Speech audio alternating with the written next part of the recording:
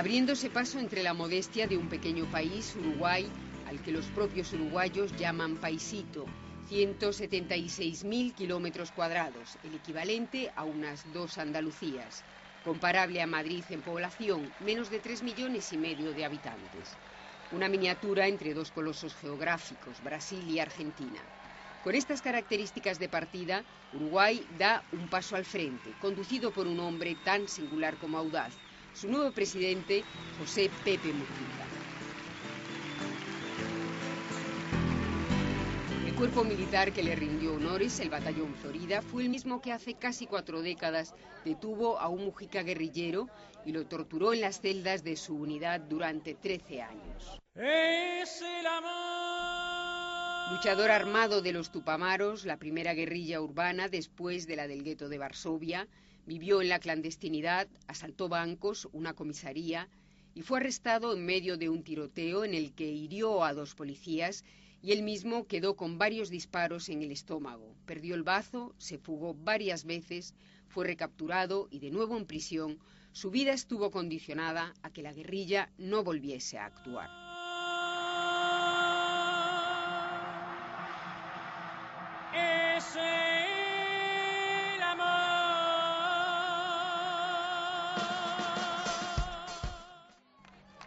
Ese es el hombre que llegó a la presidencia en un modesto utilitario chino convertido a eléctrico en Uruguay y con el que, más allá de la pompa, anunciaba su apuesta por la austeridad y la ecología.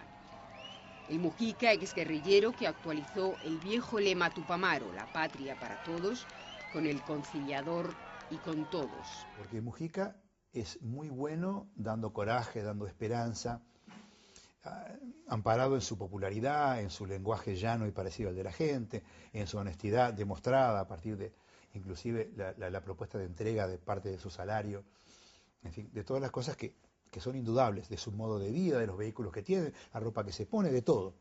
Es sumamente creíble. Pero eso da esperanzas de. Ahora, si eso no funciona, Mujica es probable que no tenga las posibilidades de manejar una imagen negativa con facilidad.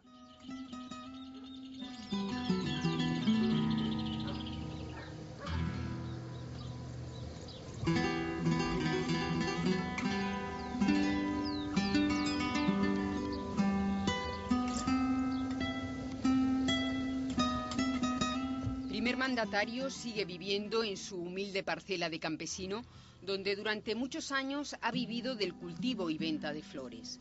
Sin perder esta referencia, hace su propia revolución, tranquila, al estilo uruguayo, que sin duda supondrá una nueva oportunidad para una izquierda en crisis.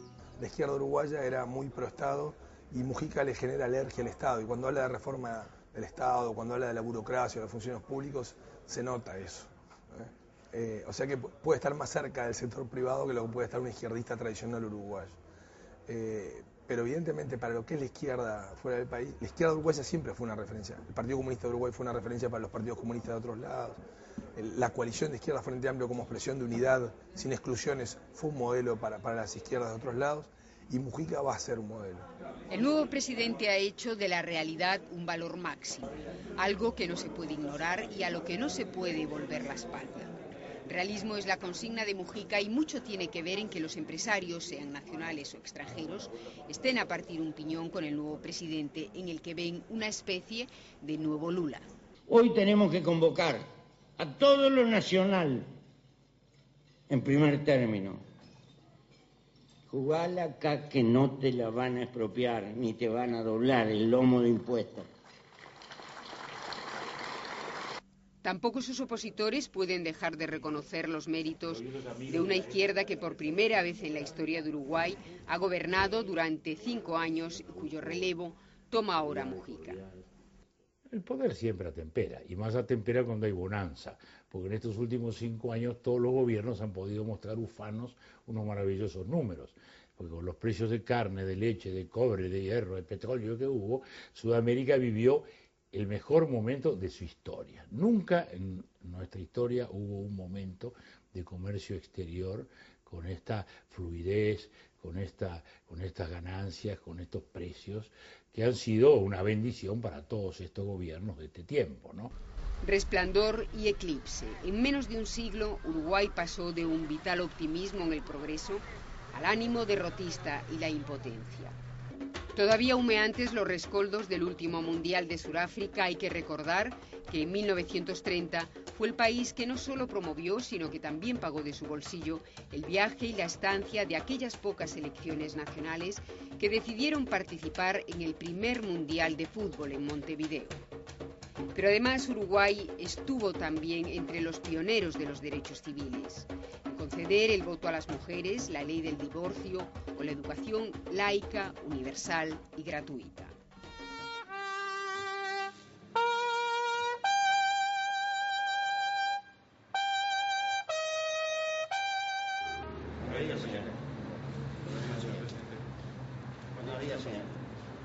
De las pasadas glorias a los presentes retos, paradójico que sea un veterano de 74 años quien se ha propuesto modernizar el país, y la modernización incluye un concepto que no todos esperaban de un exguerrillero, el de la reconciliación.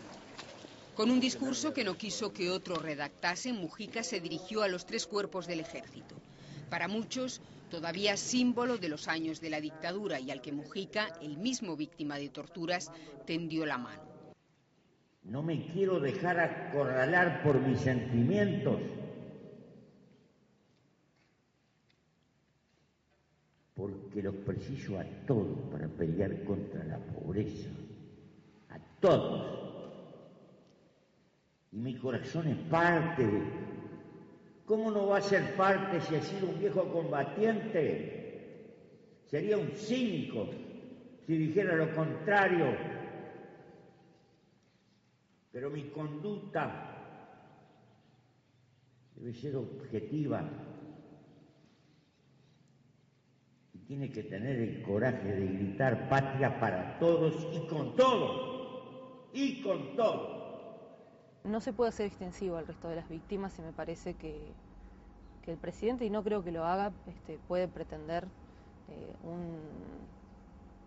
una reconciliación de este tipo sin que medie la verdad, ¿no? Que creo que eso es la gran deuda que tienen las Fuerzas Armadas y el Estado con la sociedad.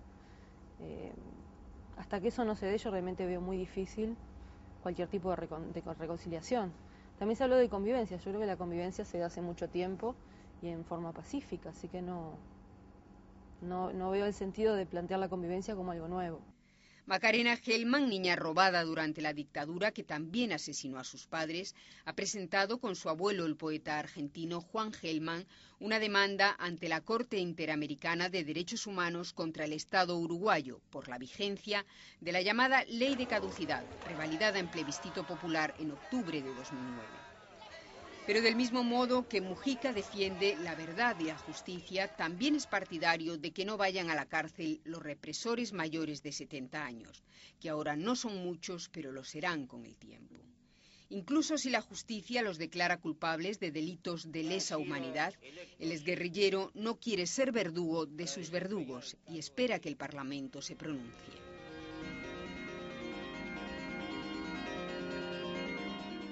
Lejos de borrarse la huella de la dictadura uruguaya, adopta nuevas formas, entra en el género de la historieta, donde la ficción trata de acercar lo que fue un doloroso pasado. Es un lenguaje que tiene mucho alcance entre los jóvenes, y muchos jóvenes no tienen la menor idea de lo que pasó en la dictadura acá. A mí, sin ir más lejos, me preguntaron, ¿y por qué lo dedicaste a la Embajada de México? Y porque la Embajada de México asiló 300 personas, mi familia entre ellos. En Acto de Guerra, el exilio es uno de los temas más presentes. El exilio político, que después fue también económico, o casi como rito de paso de edad, hasta hace poco una característica común de la juventud uruguaya. Hoy esa tendencia se ha frenado. Es un buen momento para quedarse, es posible, e incluso las herramientas de comunicación como Internet facilitan el hecho de que uno pueda estar en contacto y trabajando con el exterior. Personas quizás ya de unos años más que yo, frente a la coyuntura económica y a unas crisis de hace unos años importantes en Uruguay y en Argentina, no tuvieron más chance que emigrar, ¿no? Que irse y buscar posibilidades afuera. Siempre es buena la internacionalización, ¿no? Pero no forzosamente, porque no queda otra oportunidad. Yo creo que efectivamente un joven hoy en Uruguay puede dedicarse con el sacrificio y la disciplina correspondiente a algo que le guste. Jóvenes con una media de 28 años son también la mayoría de los que trabajan en Zona América, una de las 14 zonas francas que operan en el país, polos de atracción de empresas y negocios que ofrecen exenciones fiscales a cambio de inversión y contratación de mano de obra nacional. Uruguay es de los pocos países que no entra en lo que el PNUD, el Programa de Desarrollo de Naciones Unidas, llama la maldición de los recursos naturales. La riqueza natural, que lejos de favorecer la prosperidad, es causa de corrupción y debilidad institucional. País de escasos recursos, sin masa crítica de población y con gran dependencia energética, si la necesidad es un impedimento, es también un estímulo para diseñar políticas estratégicas que ya tienen meta. Dentro de 5 años, que el país tenga una matriz energética donde el 50% sean energías renovables. Partimos de un país que tiene agua, que tiene viento, que tiene sol, traducida en energía hidroeléctrica, de gran porte y de pequeño porte, energía eólica. En este momento estamos licitando una cantidad importante de energía eólica con buena repercusión en el ámbito privado, 30 empresas se estarían presentando. Si hablamos de que el 50% de energías renovables al 2015, porque partimos de más del 30% en este momento. Pionero en sumarse al programa Un ordenador por niño, implantado ya desde hace 3 años, el Plan Ceibal hace realidad el acceso a las nuevas tecnologías desde la infancia, sin importar ni el lugar geográfico ni los recursos económicos. Empezó en la enseñanza primaria, repartiendo unos 400.000 ordenadores, y ahora se amplía a la secundaria. ¿Quién crees que juegue? Vos. No, pero yo de golero no. Los jugadores de la selección de fútbol se sumaron para granjearle simpatías, pero la ceibalita, como se la conoce popularmente, forma ya parte del paisaje uruguayo, tanto como el termo y el mate. Y de pájaros en vuelo.